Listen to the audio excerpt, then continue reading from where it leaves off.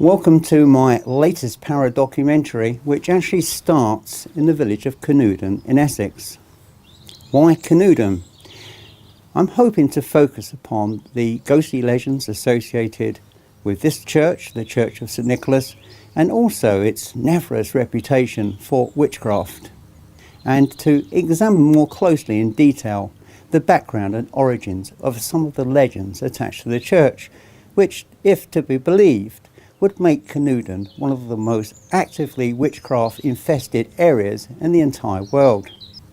But of course, as one knows through life, that quite often, once you've separated truth from fiction, the true reality of these places is nothing more different than perhaps to other locations within the county of Essex and elsewhere.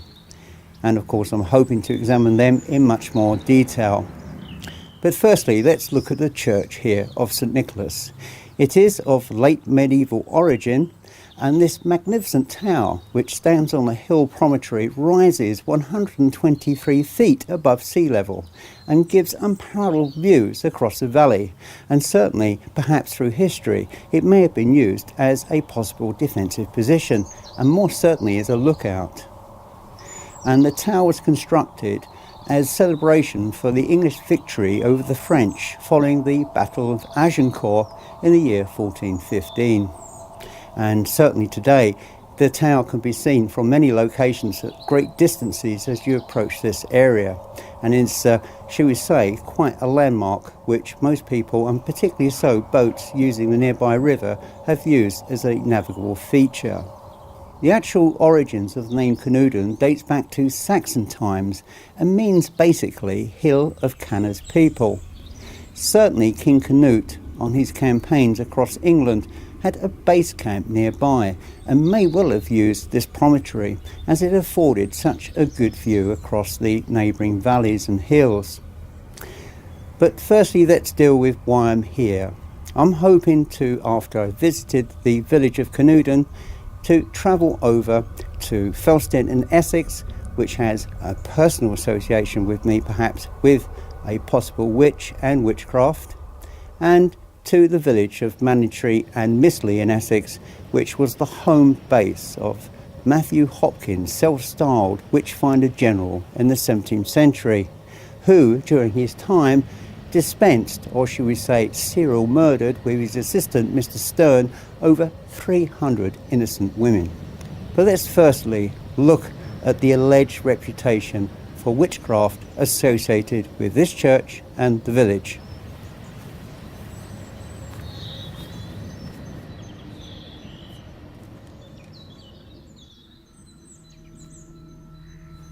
If we examine the court records and testimonials of actual witchcraft trials here in the village of Canuden, we have to look firstly in the year 1585, when a local spinster by the name of Rose Pye appeared before the court here, accused of bewitching to death a 12-month-old baby by the name of Joanna Snow, who lived at nearby Scaldhurst Farm. On this occasion, the court showed leniency because the evidence to convict was insufficient. But by a cruel twist of fate, although she was acquitted, she actually died in prison because she was unable to pay her release fee. And sadly, 5 years later, a lady by the name of Cicely Makin, or Goodwife Makin, appeared before the court here, charged with practicing witchcraft. Here, of course, on this occasion, they showed a degree of leniency. They gave her 5 years to mend her ways and to return back to the teachings of Christ. Suffice to say that 5 years following, she was back again before the same court, where instead of being executed or being imprisoned or tortured, on this occasion by modern standards they showed a degree of leniency because she was excommunicated from the church. But by the standards of medieval England, that meant her soul was going to be consigned to hell. As Cicely Makin was obviously a practicing Wiccan, that wasn't much of a threat, and as far as we're aware, from that period onwards, she was able to live her life out peaceably. After these two trials in Canuden, there appears to be no further records indicating that any other citizens of this village were brought to trial accused of witchcraft, which of course cannot be said for other parts of England, and particularly in this county of Essex and Suffolk, where witchcraft was considered to be quite a prevalent and common offence. But what Canuden is particularly known for are its legends associated with witchcraft and the rituals of witchcraft that are connected to this village and of course to this church. One of the most interesting characters that could be connected to the village of Canuden was a man by the name of George Pickingill, who was born in 1813 and died in the village in the year 1909. And it's believed that he's buried somewhere in the churchyard, but without a headstone. George was known as a cunning man. Cunning in this case meant that he was a witch and had practiced his worship to a horn god, allegedly. And during his lifetime, although employed as a farm worker, many people used to go to him for cures for many ailments and warts, and also to improve crops and so on and so forth, which he could give some kind of potion or make some kind of spell. It is said that he walked along a hedgerow and touched it with a stick. All the animals in the hedgerow would run out and they could easily be captured and caught for gain. It was also said that if anyone crossed swords with George, their life, and indeed their prosperity in life, could be severely hampered by what George could do in the manner of witches and spells. The problem with the legend of George Pickingill is that despite all these grand claims that are added to his reputation, most of those were actually discovered, as it were, some 50 years after his death by the writer Eric Maple, who went around many old age people's homes interviewing some of the elderly residents to get their take upon the legend of George Pickingill. And of course, as one gets older, one's memory tends to fade, and certainly in this case, his reputation was, shall we say, somewhat elaborated by those that he spoke to. It was said that if you went to his cottage just on the outskirts of the village and looked through the window during the evening time, you could see his familiars in the form of mice suckling at his nipples, and all manner of weird and wonderful tales associated with this man were researched by this writer of folklore, Eric Maple. And of course, going further into, I believe, the 1970s, an American by the name of Lefebvre also added more to the reputation of George Pickingill. And so, as a witch and as a cunning man, he somehow shone out from all of the other witches that are recorded and known who were operating within the county of Essex. But George Pickingill was no fool, and he was also a person that liked to rewrite the rituals of his worship to witchcraft, the horn god, and was also a man who was known to make some fairly grand statements. For example, he claimed that he had 9 covens across the county of Essex, and also believe in neighbouring counties such as Hertfordshire. And that on one occasion he had a showdown with another witch where he struck this witch down dead with his magic. And of course all this added to his reputation as a man to be feared. And certainly the villagers, and indeed the church, did fear him regardless. He claimed that he could sit quietly smoking a pipe while he would employ imps to bring in the crops from the farmer's field, and that farmers would pay him extra money to be able to perform these miracles on their behalf. Another reputation added to the legend of Aleister Crowley, for example, was that he was at one time a disciple of George Pickingill, and that he was eventually thrown out from the sect for his behaviour, which was considered to be outside their teachings and practices. However, further research in later years by other researchers can find no evidence of any connection between Aleister Crowley and George Pickingill. And yet we can prove here that in later years people have added more to the legend of George Pickingill, which today has given rise to the fact that Canuden is regarded as the focal point of witchcraft in the county of Essex.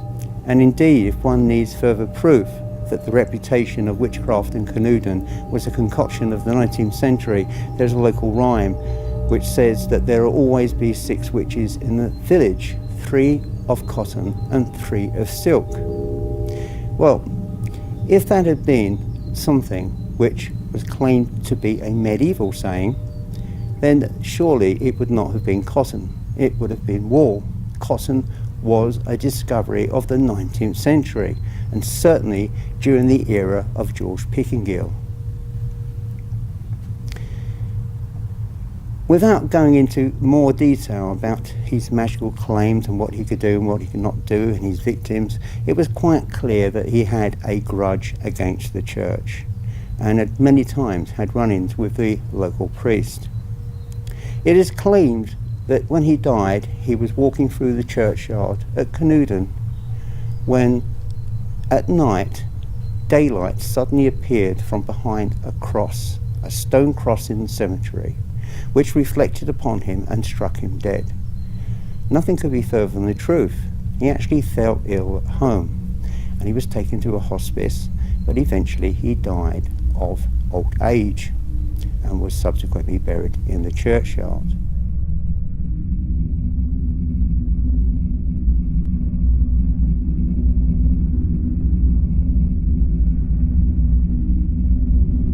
Certainly there are many, many legends and attachments between the church and its association with witchcraft.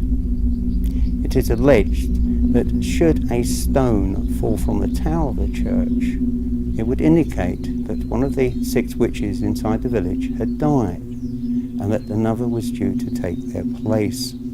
Still adding to the legend of the tower and the witches, that so long as the church tower stands, there will always be witches in the village.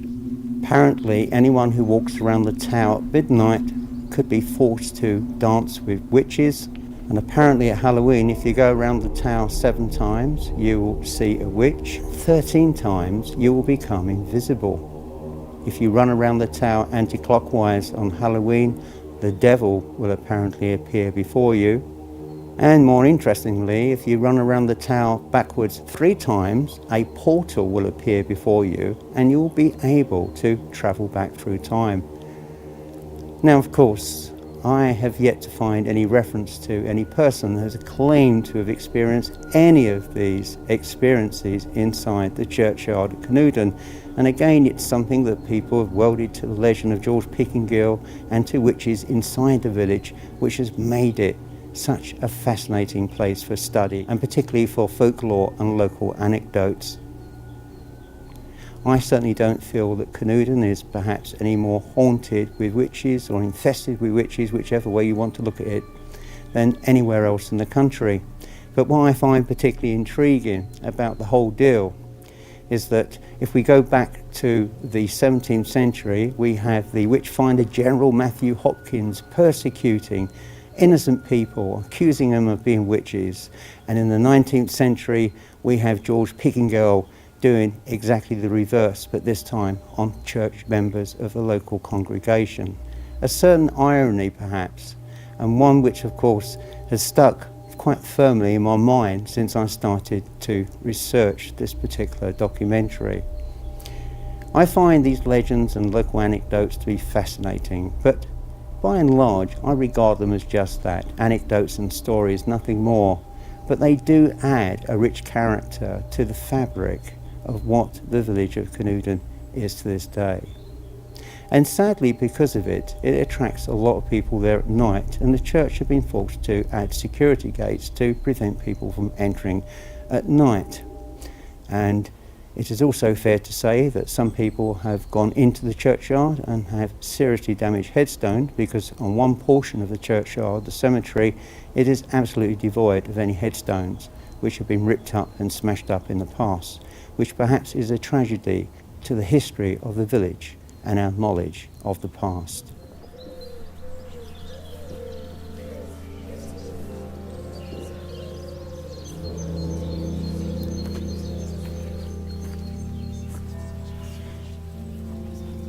Apart from the church and the village's association with witchcraft, the church has two notable ghostly legends attached to it.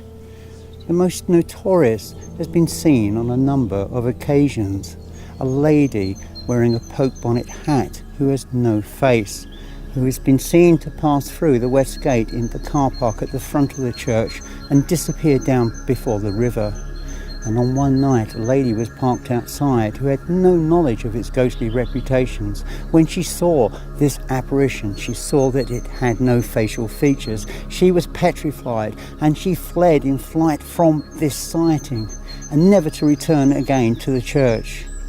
No doubt today, probably to recall that situation with horror and fear of what happened to her on that particular night.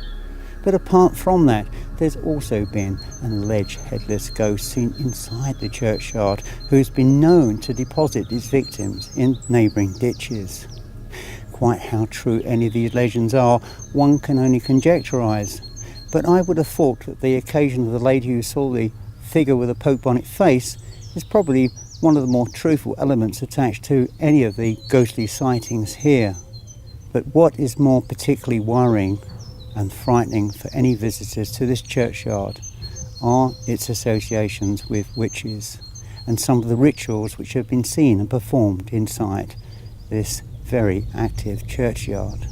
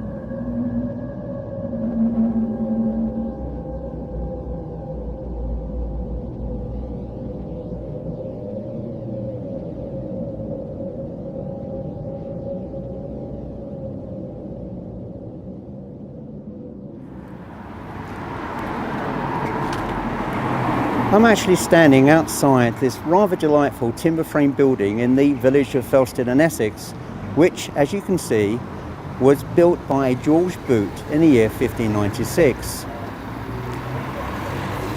Certainly today it stands out as an interesting feature, and particularly so when it's opposite the Guildhall and the beautiful church here. And of course Felstead is noted for its public school.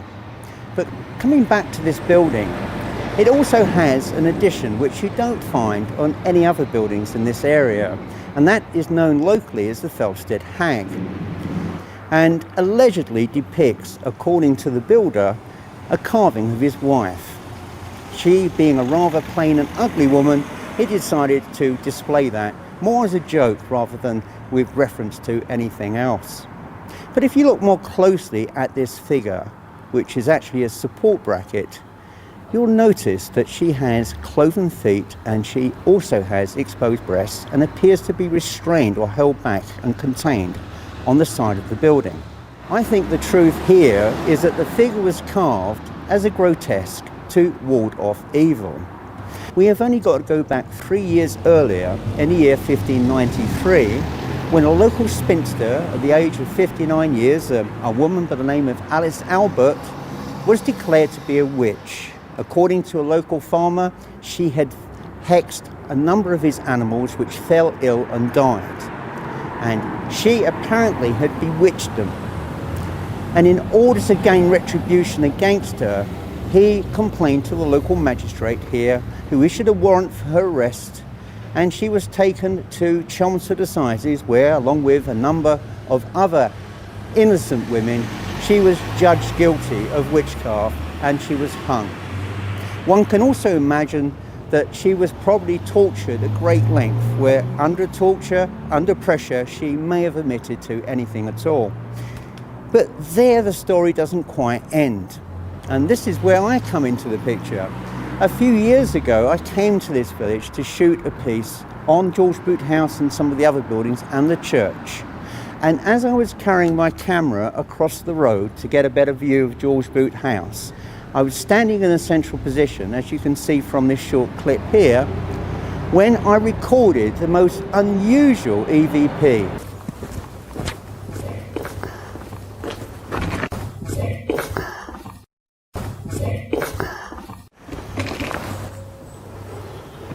If you listen closely, the background audio is completely wiped out and it's substituted by this very evil sounding voice.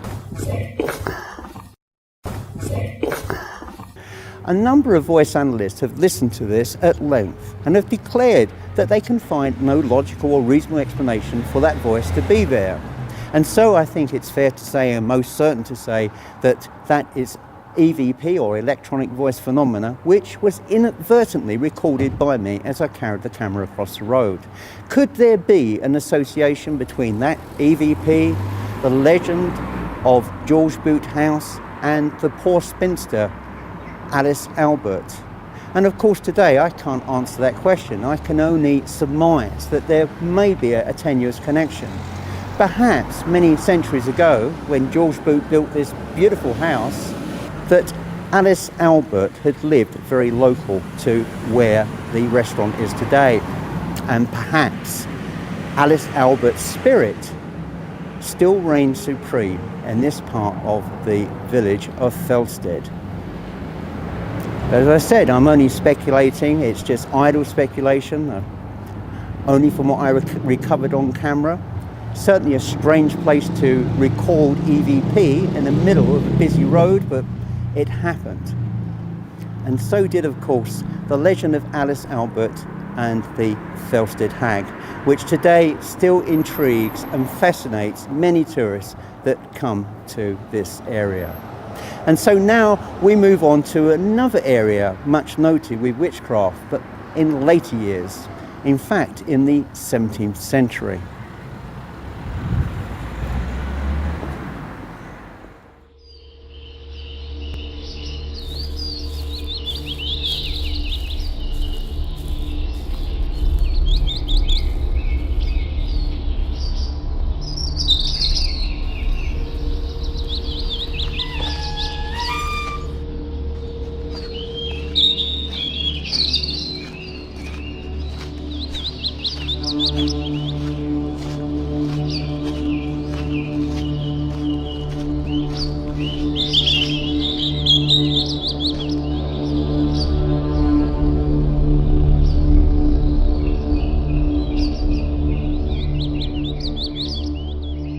The final part of my documentary on Essex witches actually brings me to the villages of Mistley and Manningtree. In fact, I'm standing within the grounds of Mistley Towers.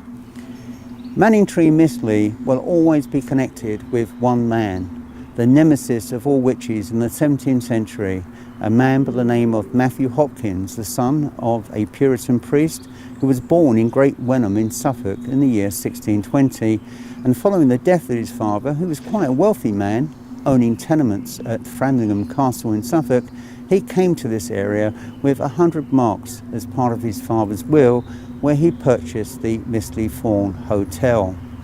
Today there is still a Mistley Fawn Hotel, but unfortunately it's not the original building that Hopkins purchased. It was torn down much earlier, and a later version was built in the year 1735.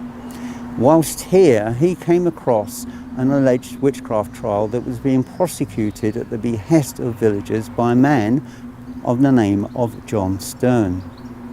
He actually appeared at the trial and listened to how Stern presented his evidence, and obviously at that point decided to throw his lot in with Stern to carry out their own investigations into witchcraft. because it was patently obvious that people were willing to pay for the death of other people. And before long, they had actually formed a company which involved 3 professional witch identifiers. These were women who knew the signs of a witch, and Stern employed as a witch pricker. They were certainly psychopaths. They had no feelings or remorse for their victims, and they were handsomely rewarded, not only to dispose of alleged witches by identifying them, but also innocents that other people were prepared to pay good sums of cash for to be rid of them. In fact, by the end of his reign, he had accrued the princely sum of £1,000, which by modern standards would place him within a level close to being a millionaire. So it was certainly a very, very profitable exercise. And the sad part about all of this was the fact that this occurred during the English Civil War. So there was no proper lawful jurisdiction by authorities, because some could be under the control of the royalists, others could be under the control of the parliamentarians. And so Hopkins was able to work within this grey area, and he even had a letter of good conduct to allow him through 2 different areas in order to carry out his alleged persecutions of witches. It is believed by the end of his reign that he had murdered over 300 women, and also some men too, and on one occasion had persecuted an elderly priest who he accused of being a witch. Quite clearly, Hopkins had gone beyond his remit as a witch-finder general and was a psychopath completely out of control. Now, why would people want somebody persecuted as a witch? Well, most of his victims were poor, penniless, elderly widows, easy victims to torture and to confess to alleged crimes, and as a result of their prosecution, they would receive a financial settlement from the grateful villagers. And the reasons behind all of this mostly were the fact that the Great Plague existed during that period of history, and of course there were a number of ailments and diseases affecting livestock, which all could be attributed to the work of a witch. Nobody really understood the mechanics of science at that period of history. It was still very much in its infancy, and particularly with medicine. And so if somebody fell sick, or if their animals fell ill, it had to be the work of a witch. Of course, there is no testimony following any of these persecutions that any of these animals or people recovered from their alleged ailments as a result of a witch being persecuted and tried. And certainly during their early days here in Mistley and Manningtree, they prosecuted and had hung 19 women from this area who were completely innocent of any crime of witchcraft. In fact, during the early days, in the year 1645, most of their early victims were tried by water at the infamous Hopping Bridge, which can still be seen today along the walls at Mistley. And here, victims were tied to chairs and thrown over the side into the pond below. If they died, they were clearly innocent, but if they floated back to the surface, they were obviously guilty as a witch, and they were later taken to Colchester, where they were tried and hung. And indeed today in the castle basement are the remains of the cells in which a number of these poor women were incarcerated. But it can be considered that they would have been cold, they would have been damp, and the victims would have been stripped naked and beaten. Other methods to detect witches could be signs of a witch, particularly if people have warts or moles. These are normally signs of witches, apparently. Or if people have an extra nipple, which is definitely the mark of the devil, and so on and so forth. I in fact have a birthmark on my back, which quite clearly could indicate that I'm a witch, because if you look at this birthmark, it actually resembles a witch on the broomstick. So had I lived in the 17th century and was wrongly and falsely accused of being a witch, I would not legally have been able to defend myself. Such was the savagery and the bigotry of that period of history.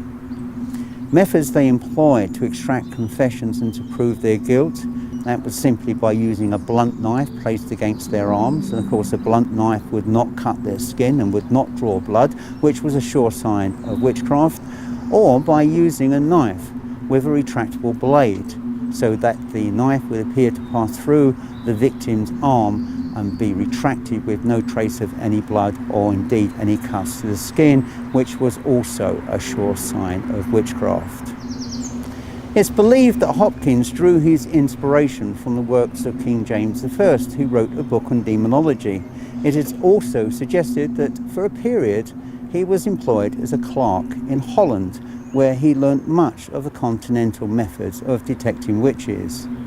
All bar one of his victims were hung. Only one was burnt at the stake, whereas that practice of burning at the stake of witches was fairly commonplace throughout Europe. One of the questions that arises is, why didn't Hopkins visit Canuden in Essex? And the suggestion is that he was too terrified of the witches there. Well, as I've shown in the earlier part of my documentary, the alleged witchcraft in the village was more a confection of the 19th century, and he had no reason or call to go there, and I'm fairly sure that someone like Hopkins would not easily be dissuaded from attending a village which was noted to be haunted with witches. It is interesting to note that Hopkins produced in the year 1647 the discovery of witches, which he used in his defence against the priest John Gall at Great Staunton in Huntingdonshire, who denounced him as a witch. Huntingdon was perhaps his last final battle, and he was forced to retreat, and suffering from an illness of a chest infection, he went back to his home in Manningtree in South Street, which in fact today is an empty lot next to the Red Line Public House, where he died of his illness. Within hours, Hopkins had been buried in the grounds of Mistley Church, not this churchyard, but another church which sadly no longer exists today, and so we are unable to place exactly where Hopkins is interred. But suffice to say that his legacy lives on for eternity. The discovery of witches was taken across to America by the early settlers to the town of Salem in Massachusetts, where it was put to good employment in another reign of terror, which is known today as the Salem witch trials. Today, the legacy of Matthew Hopkins still lives on in the form of his ghosts. Apparently, he has been seen at Hopping Bridge, walking along the walls area facing the River Stour. Also, ghostly and mysterious screams have been heard coming across from the salt marsh, which is believed to be the spirits of some of his victims. He apparently has been heard inside the Mistley Fawn Hotel on the upper floor, walking up and down as a restless spirit perhaps. And lastly, at the White Hart Hotel in Manningtree, where his spirit is allegedly said to haunt. Quite how true any of these stories are, I cannot attest. But I can say that for a long, long time thereafter, the legacy of Matthew Hopkins will live on in this area, perhaps as a vessel to sell tourism, or perhaps for people to come and reminisce over the terrible deeds carried out by two men in the 17th century.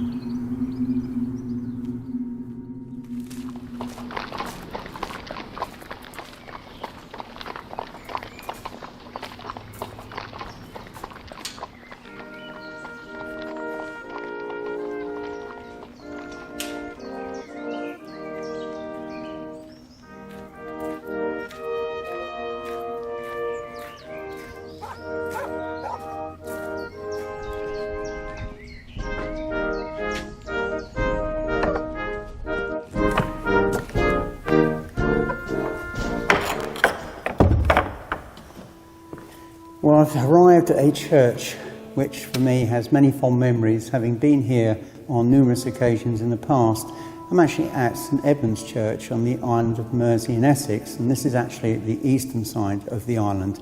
There is another church at the western end. This particular church has an interesting history. It took over 200 years to construct and dates from the 12th, 13th, 14th and 15th centuries respectively. So there's been an ongoing development here over the centuries, which has brought us today to this fine church that stands here as testament to the craftsmanship of the medieval past. And very light and airy, has a wonderful ambience, and is certainly something that I'd love to come back to whenever I have the occasion. And it's great to be back here today. Unusually, perhaps, it's sunny outside and there is very little wind, which gives me great opportunity to share with you one of the legends outside associated with this church. But let's have a wander around. This church has probably got the most unusual pulpit which I've seen anywhere. You'll notice that the pulpit and its hourglass shape is actually created on top of a column. And the reason for that simply was that up until 1920, this church was filled with box pews. So the height of the pews would have touched just below the actual panelling here from which the priest would stand.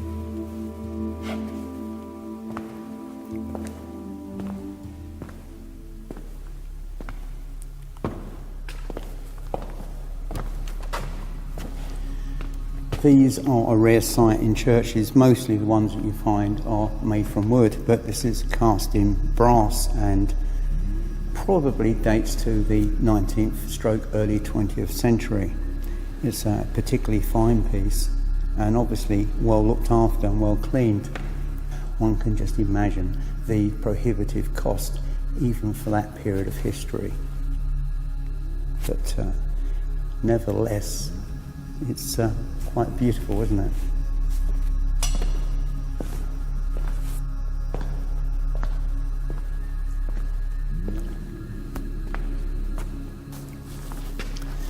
There are two interesting exhibits I want to share with you now, part of the church furniture as it were.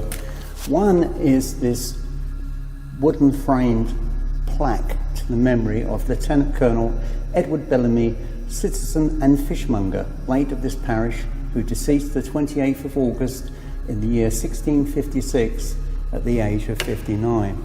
And considering its age and how far it actually goes back, and the fact that it's still here and is so well perfectly preserved, this is indeed an enjoyable rarity to actually see inside a church today. And next to it we have a staircase, a medieval staircase in stone, which goes up but comes out at the top there, which was originally access to the rood loft, and the rood screen used to literally run across here, separating the chancel from the nave. And of course the rood screen has long since disappeared, but there are still references to the fact that it actually existed, and to see it as a curiosity is quite fun, really.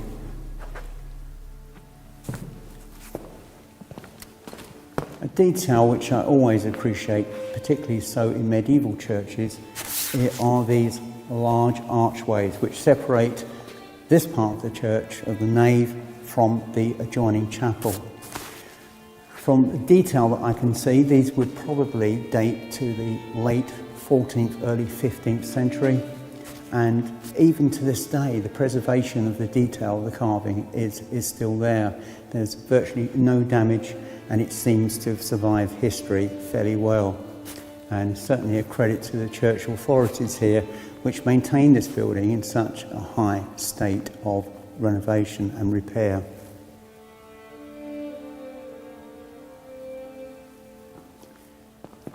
Just over here we have a rather attractive late 14th, early 15th century medieval font with ecclesiastical carvings around the panelled sides, which is particularly interesting. Let's have a much closer look. Certainly just looking at this piece, there's some fine carving here of arches, and here is an empty space.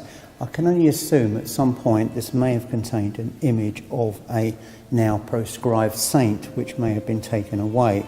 There's certainly other panels which attest to the fact that there may have been something else there originally. But having said all that, the detail is still very strong. It's, albeit slightly chipped and damaged after centuries of use and bearing some signs of graffiti, it's still very much here today and very much used and enjoyed by the people that celebrate at this church. There are two historical characters attached to the church which I wish to go into some detail with. One I will need to travel outside to the grave of a 15-year-old girl, and the other perhaps to a famous author and was also the priest here in the 19th century.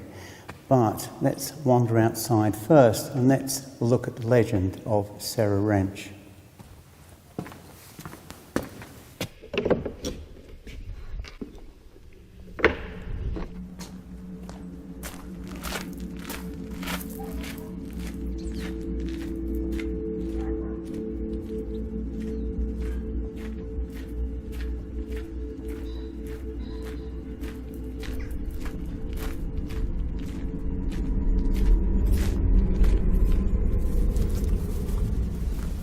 One of the most unusual and perhaps one of the saddest burials here in the churchyard at St Edmund's Church in East Mersey in Essex is an iron-caged grave bearing the legend of Sarah Wrench, who died May the 6th, 1848, aged 15 years and 5 months.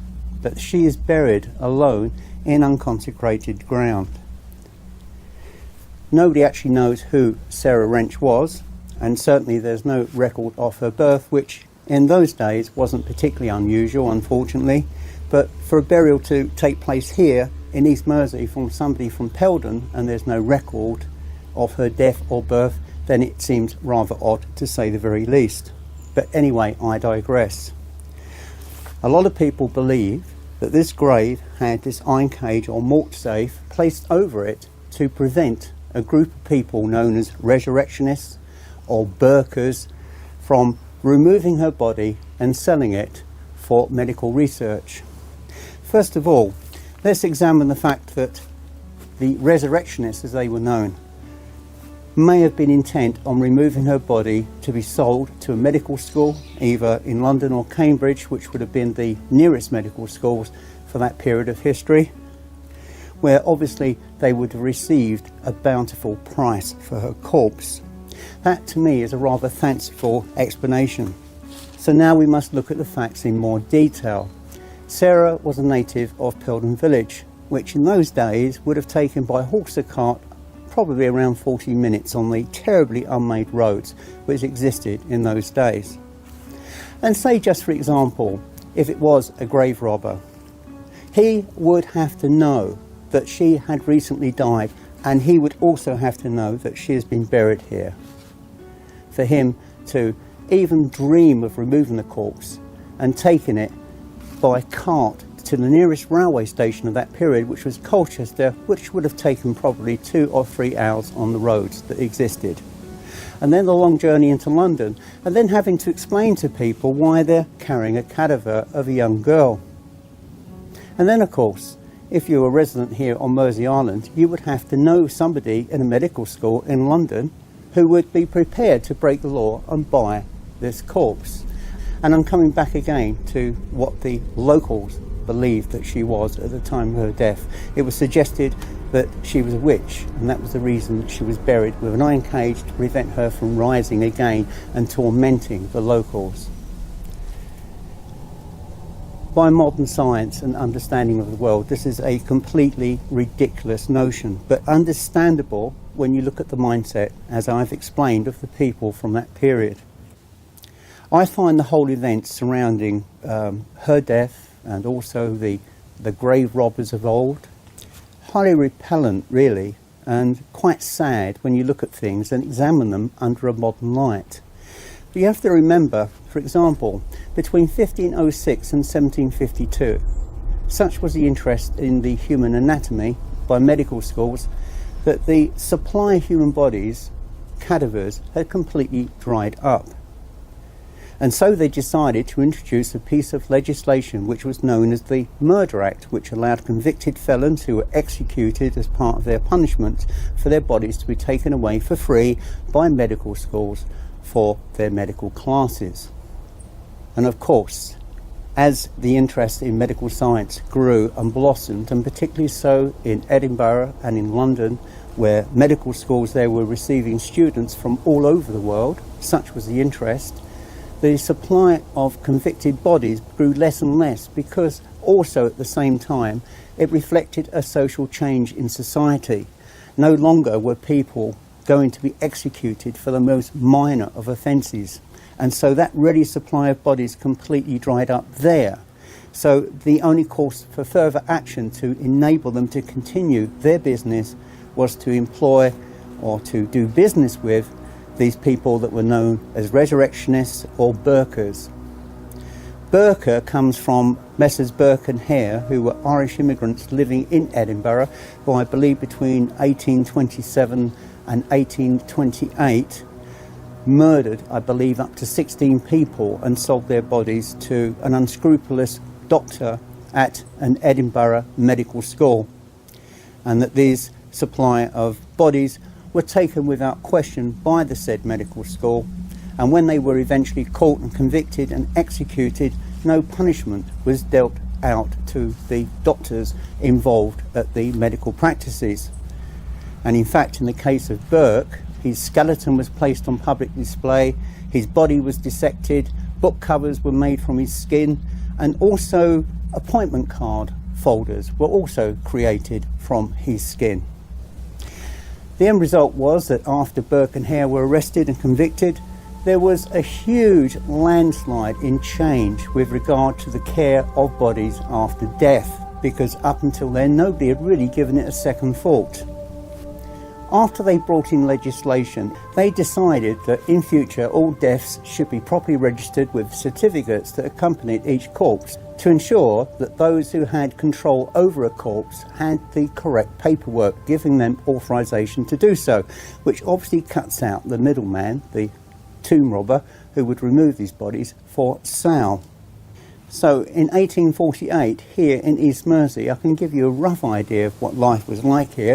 It was fairly harsh. There was mostly farmers and people who made their living from the sea. They weren't particularly wealthy. Of course, there were landowners. But importantly, in this, shall we say, forgotten corner of the United Kingdom, why on earth would anybody want to place a mortsafe over a young girl's grave? My view, whichever the legend is with regard to Sarah Wrench, is that she was not a witch. She was a victim of a narrowed social mentality which pervaded in England at that time.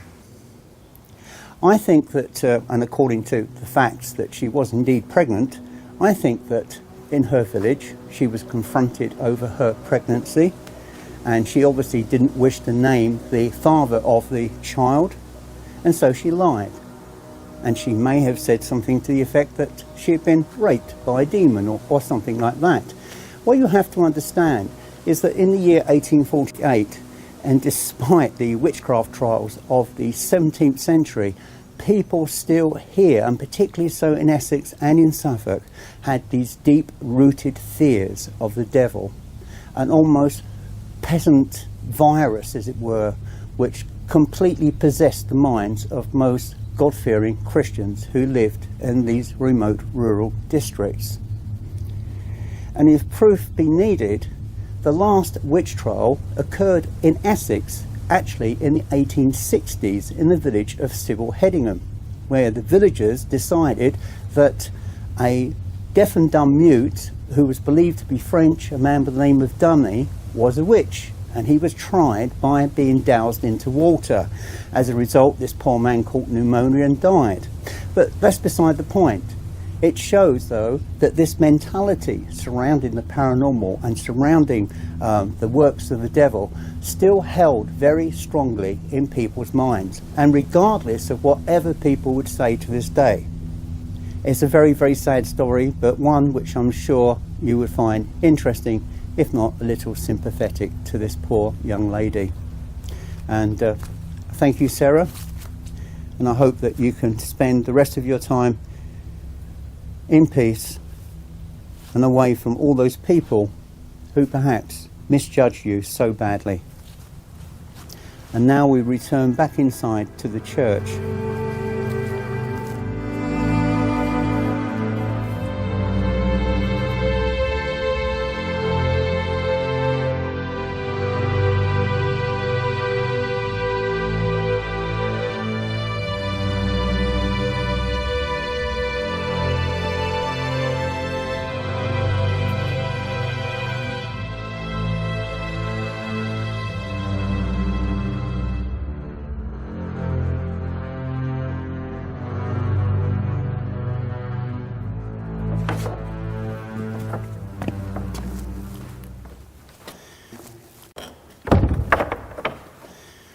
That was indeed an interesting tale, albeit rather sad, and perhaps sadder for the fact that nobody knows very little about this young lady. But at least by being buried here in this beautiful, quiet country church will at least give her centuries of peace from the torment that she must have suffered as a child. And that brings me on to another famous incumbent at this church, a man by the name of Sabine Baring-Gould, who was the rector here between 1871 and 1882. And what can I say about this man? He was probably one of the most prodigious writers of the period. In fact, the British Library can record at one period that the majority of submissions for registration by the library were actually works written by Baring-Gould. He came here, as he believed, as a form of punishment, and nobody knows what the punishment was for. It was certainly known that he was a very open-minded, free-thinking individual, and probably may have trodden on some toes somewhere in the church hierarchy, but he certainly wasn't happy about being posted to this church. He found the islanders very difficult people to get along with. He found them to be very suspicious and wary of outsiders, for which of course Baring-Gould was. Certainly a very interesting man. While he was here as part of his presumed punishment, he was able to write a very famous hymn by the name of Onward Christian Soldiers, which to anybody associated with the Christian faith may have heard over the years being played literally anywhere in the world. A very, very popular tune. He also wrote a book on the island and characterised the people on the island as part of this thriller which he wrote. And certainly, even to this day, people can attest to some of the descriptions of the characters in this novel to people that actually existed during Baring-Gould's time. And perhaps that was his form of revenge against them. I personally feel that the church, rather than in punishing him by sending him here, they realised that this man was a literary genius and thought that perhaps by sending him to a very quiet post, such as here, it would enable him to get on with his work. I don't think that they particularly prescribed against him. He was certainly a very interesting man. He was entirely self-educated and travelled freely across the continent on his many travels, where he acquired great knowledge and picked up some interesting items, which I believe, some of which are still here in this church today. During his period here, he actually renovated the church at his own personal expense. He was certainly a man of certain means, and if you look in a number of the windows, you will see some 16th and 17th century roundels, which are believed to be of a continental origin. And perhaps Baring-Gould acquired these on his travels and had them put into the windows here, because other than that, there is no sign of any medieval glass. And the chancel window, as beautiful as it is certainly a late Victorian masterpiece. But let's carry on with the tour inside. You'll have to excuse the rather strong light that's coming through the church windows, but here is an interesting exhibit, which is a reconstructed niche. And you can see that there are cracks in the stonework where it's been completely rebuilt. This, unfortunately, is not an uncommon phenomenon in many churches of this period, as I've already explained on earlier videos. When the church went through a period of reformation, many things that were regarded as idolatry or too Catholic were destroyed by the Protestants. And it would appear that in the early days, at least, this was actually removed and broken up. But fortunately, it's been recovered and it's been put back into place. But here, of course, would have stood a statue, probably of one of the saints. And fortunately, only the other day I was able to travel over to Fingering-Hoe Church, which has such a statue of St Margaret, which had been removed. Her head was partially broken, and she was buried into the rubble at the back of the niche and filled in. And it was only during a period of renovation inside the church that she was rediscovered and put back onto display, which is such a terrible shame. These beautiful objects of artwork, these were handcrafted by people, these were painted by artists, and yet they were so unceremoniously disregarded and discarded as refuse. But here, at least, the niche still exists, and let's hope that perhaps one day the statue which originally filled this gap may be rediscovered and put back onto display.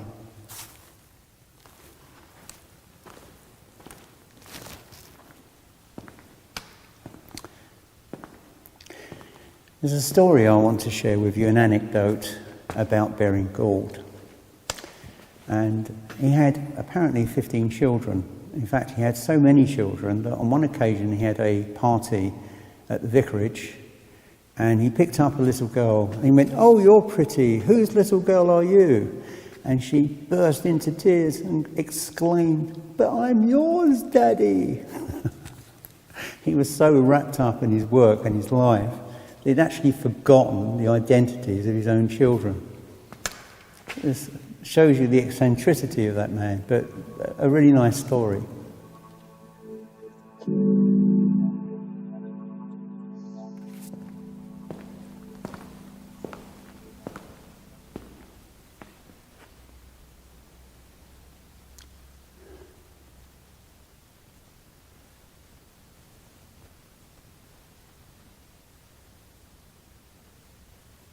Kind of blows through here, this wave of energy all the time.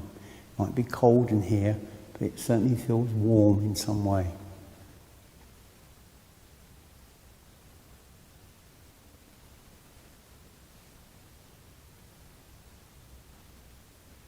Beautiful.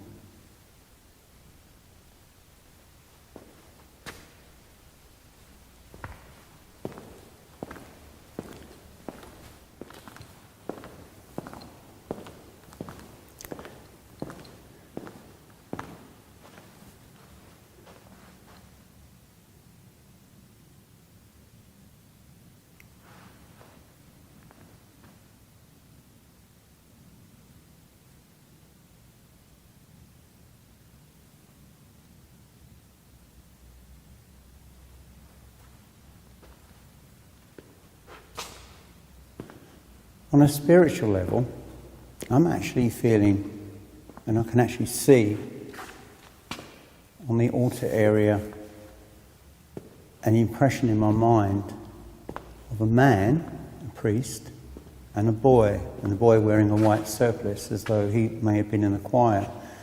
Whether this was the vicar and his son or some other relation, I don't know. But they feel very warm, nothing negative here at all. Well, unfortunately, time is drawing to a close here. It's starting to get dark, and this beautifully light, naturally illuminated church is slowly drawing into darkness. I hope you've enjoyed the tales that I've shared with you today, and particularly appertaining to Sabine Baring-Gould and of course poor Sarah Wrench, and have been able to enjoy the beauty of this building, which for me is crucially important.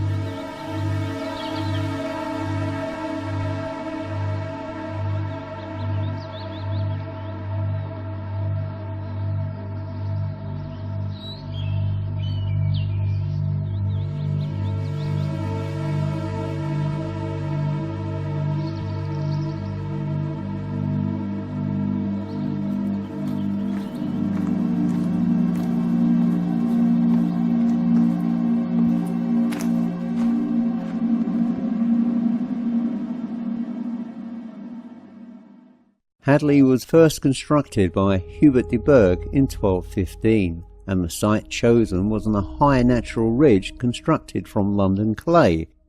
De Burgh realised the site afforded good views across the Thames estuary, and the castle would help to protect London from raids by French warships.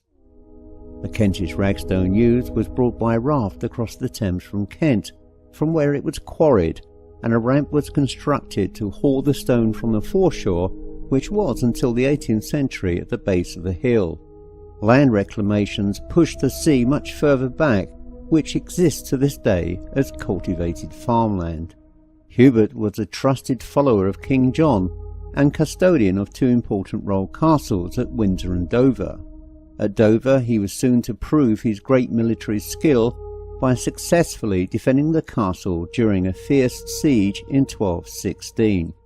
De Burgh was later given a licence to crenellate in 1230 under Henry III, but by 1239 his relationship with the king had deteriorated to such an extent that de Burgh was arrested and had his possessions, including Hadley, stripped from him.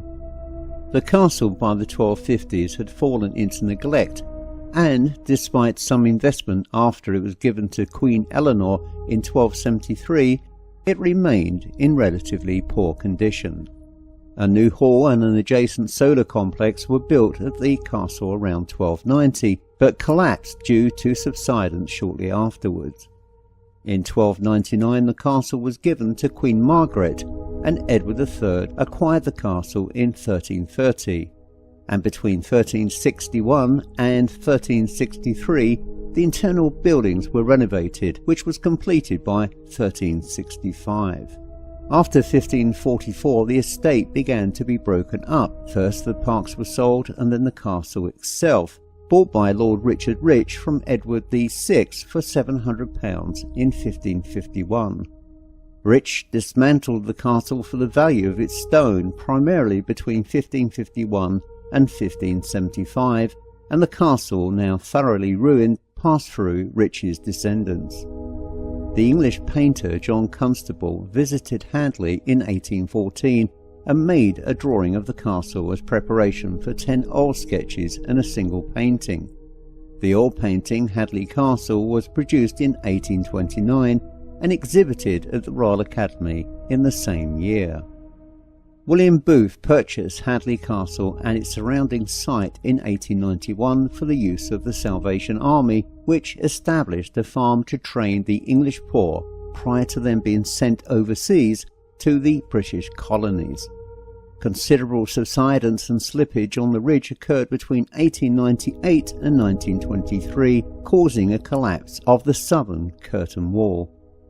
The Salvation Army gave the castle to the Ministry of Works in 1948, and it is now owned by English Heritage and classed as a scheduled monument and a Grade 1 listed building.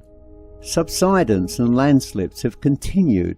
The northeast tower largely collapsed in the 1950s, and further major slippages occurred in 1969, 1970 and 2002.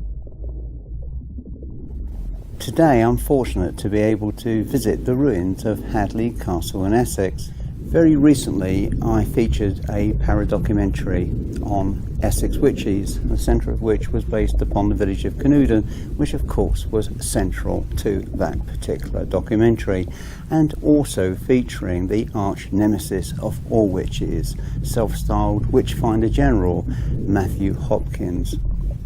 And of course it wasn't long before comments were raised as to why I never featured perhaps Essex's most famous cunning man, a man by the name of James Murrell.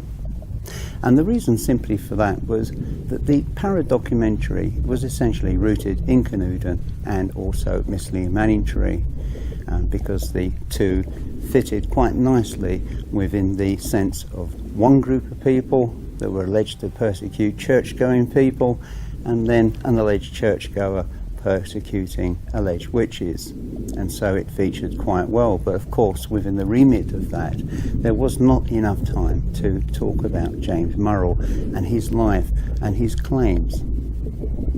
James Murrell was born at Rochford in Essex in around the year 1781. And in 1785 he was baptised and grew up to become a fairly well-adjusted, normal young man, except for his mercurial gifts, according to legend, but the fact that he was the seventh son of a seventh son.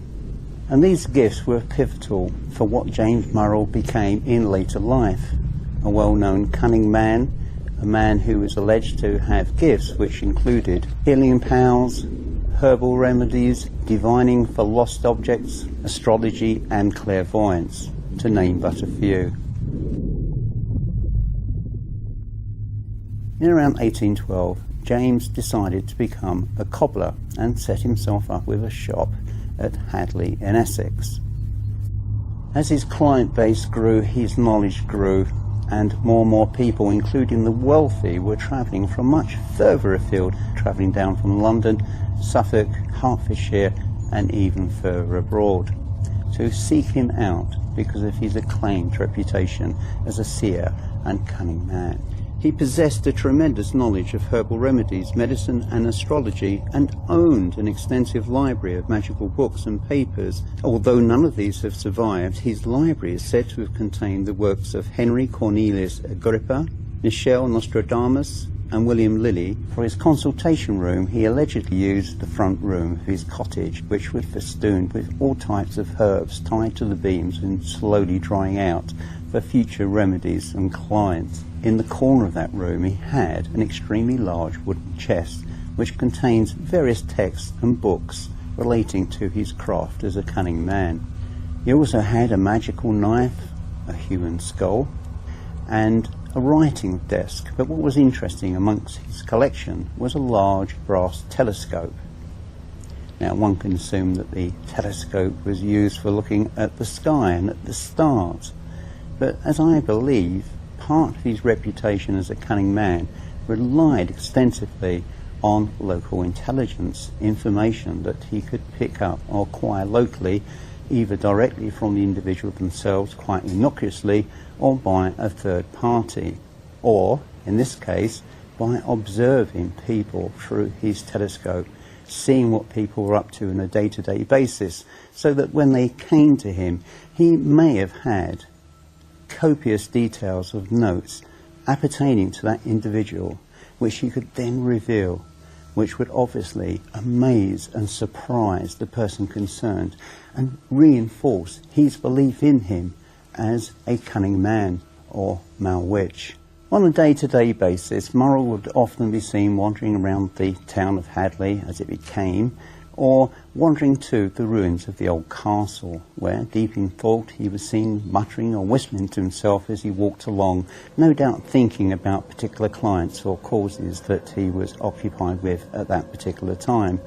But one thing about Murrell, people didn't fear him, people adored him because of his wiseness, his wisdom and his ability and creativity in the way that he could help or assist people. Now, bearing in mind, as I've always mentioned in all of my paradocumentaries, people were deeply superstitious. And of course, talk of the black magic and the black arts would frighten people, particularly devout church-going folk.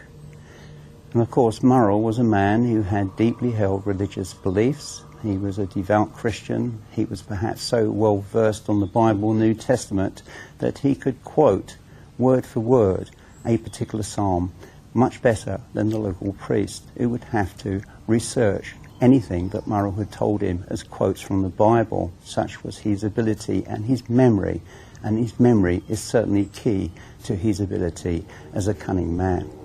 He charged for his services usually half a penny for curing warts and other simple herbal remedies, half a crown to break a spell cast by another witch, and the same one for his famous witch bottle spells. But if he was asked to call upon the aid of high spirits, he would charge even more. But if a magical cure was required, then he was set about by raising spirits or good angels, as he described them. Certainly most cunning men of that period were eccentrics, and James Murrell was second to none in his own eccentricities. How would people describe him? There are certainly no photographs that exist to this day. There are drawings based upon his description, but nothing more. And this is how he was described. He was a small man in stature, but had an aura of great authority, with piercing blue eyes and a ruddy complexion. When out and about in the village, he wore a bob-tailed coat and a fashionable hard hat, and always carried an umbrella. He was a married man and then also allegedly had up to 20 children, although no records can be verified to actually establish that as fact. He also had what he called a magical mirror, which is something that he used to stare into as a seer to be able to draw more closely into a particular problem brought to him by a client. And the mirror also served as a lost property finder. And allegedly, because of his divinations, he was able to see and locate the missing item and had a great call and acclaim for that particular reputation. As an astrologer, he was incredibly accurate, and many of his predictions did come true, maybe not in the immediate future, but certainly many years hence. With regard to anything spiritual, there was nothing that James Murrell could not do, and nothing, of course, that he would refuse to do to help other people. Certainly a far cry from the reputation of George Pickingill, who came later. Here we have a man that was very deeply associated with the local village and with the church. People held him in great respect. People didn't fear him. People came to him for help and for assistance, and in return he gave that assistance. He never claimed to call upon imps or demons to fight a particular enemy or evil. Instead, he used what we would call today as white magic, perhaps a predecessor of the modern Wiccan movement, perhaps. One of his claims was that he had a magical telescope. Now, whether it was the brass telescope that I mentioned earlier or some other telescope, this telescope was able to see through walls. Now remember, as I came back to earlier, about James Murrell taking notes and observing people. I think that was the purpose. It was one of the same items which he used to observe people from a distance from the telescope. Because if he looked at people from a great distance, they would never have seen him. And so anything that he could attest to at a later date was obviously a magic, a divination which has come to him through the white forces that surround him. He was never a man who was regarded as being woolly in his predictions or in his conduct. He was somebody that people very deeply admired, a local fixture perhaps. He also had a talismanic copper bracelet with which he was able to detect evil or lying people. I think, in truth, that James Murrell was a uniquely gifted psychologist. I think that the people he came across, he could get vibes off them. He very quickly was able to work out whether somebody was good or bad. And obviously there was a level of success attached to that, because certainly for here, the copper bracelet that he wore was one of the popular gimmicks that he employed in his trade as a seer. And I certainly think that people that had a guilty secret were no longer to hold that secret if they were in the presence of James Murrell. He had that cunning ability to find and seek the truth. An interesting story, which I think is largely apocryphal, but relates to James Murrell, and that concerns one of his witches' bottles. Now, his witches' bottles were made out of metal. They were cast by a local blacksmith. They weren't particularly easy to make, as many could break in the firing process, but their use and effectiveness, particularly on a psychological basis around the town of Hadley, was particularly effective. One particular famous case was a young girl who was barking like a dog. Murrell diagnosed that she was suffering from witchcraft, and so, using one of his magical spirit bottles, or witches' bottles, he heated it up in the fire, intending to give the sense of that burning back to the person that was hexing this young girl. Legend has it that the bottle exploded in the hearth of the fire, and the following day the witch, the sender of this evil upon this young girl, was found dead, half burnt by fire, but there was no trace or no seat of fire. So people ascribed her death to the actions of the spirit bottle, the witch's bottle, which James Murrell had placed earlier in the hearth of his fire. Whether this was true or not, it certainly aided his reputation and increased the number of people who would come to him on a regular basis seeking help. Another story was that he killed a witch using the powers of magic, white magic, against this evil force, which allegedly came from the village of Canuden. Now, as you recall, in later years, George Pickingill allegedly struck a witch down dead. Could this story be lifted from the reputation of Murrell and transferred by somebody else to George Pickingill? And I think certainly there are a number of claims ascribed to Pickingill which in fact could be ascribed to James Murrell.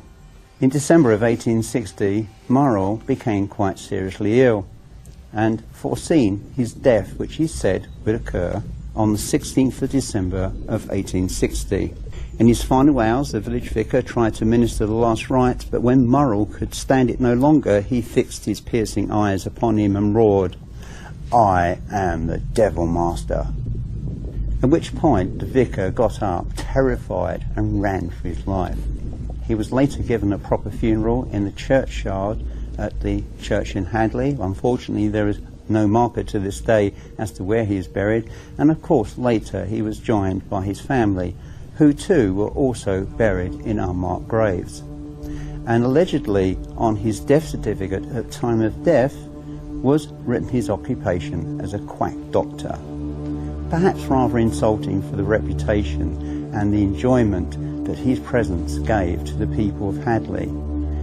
But unfortunately, there's always been this psychological battle between the church and people like James Murrell and George Pickingill.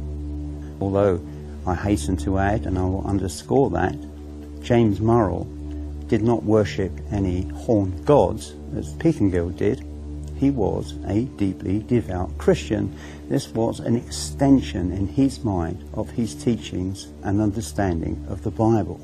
After his death, the landlord of his rented cottage where he lived placed all of his books in the chest and buried it in the garden. They were later dug up by his son, Buck Murrell, and certainly they were believed to have survived until roughly the year 1956, when they were largely taken out and burnt.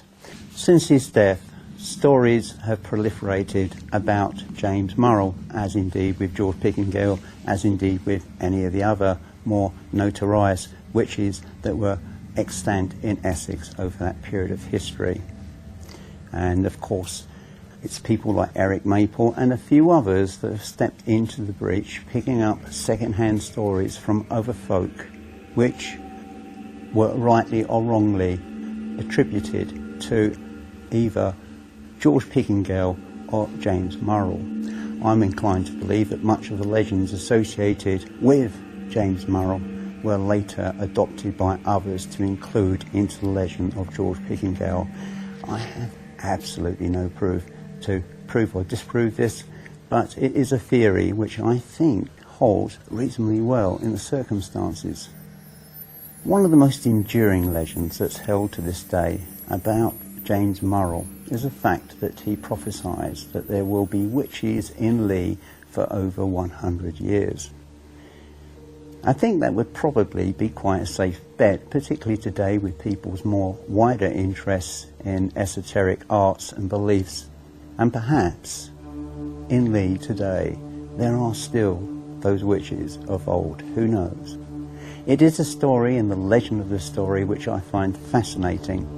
And certainly one could say that with regard to James Murrell, he was certainly a wise and cunning man, and certainly a person whose reputation and good name will probably live on for centuries to come.